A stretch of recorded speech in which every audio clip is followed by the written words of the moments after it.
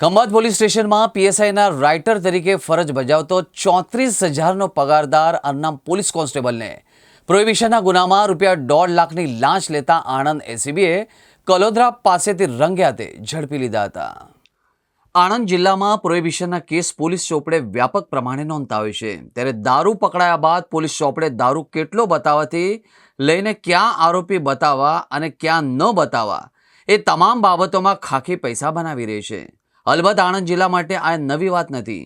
છેલ્લા એક જ વર્ષમાં એક આરોપીના બદલે બીજો આરોપી બતાવી પૈસા ખંખેરી લેવાની વૃત્તિવાળો આ ત્રીજો કેસ એસીબીના ચોપડે નોંધાયો છે। આ અંગે ફરિયાદીએ આણંદ એસીબીમાં જાણ કરતા પીઆઈ રાજપૂત સહિતની ટીમ દ્વારા ગુરુવારે રાત્રે ખંભાત તાલુકાના કલોદરા ગામ સ્થિત 3 રસ્તા ઉપર ફરિયાદીની ગાડીમાં લાંચના છટકાનું આયોજન કરવામાં આવ્યું હતું, જેમાં પોલીસ કર્મી રોશન વણકર કારમાં બેસી રૂપિયા લેવા જતા પોલીસે તેને રંગે હાથે ઝડપી પાડ્યો હતો। રોશન વણકરની અગાઉ ખંભાત સિટીમાં નોકરી હતી।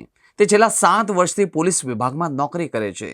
થોડા સમય અગાઉ તેની સોજિત્રા ખાતે બદલી કરવામાં આવી હતી।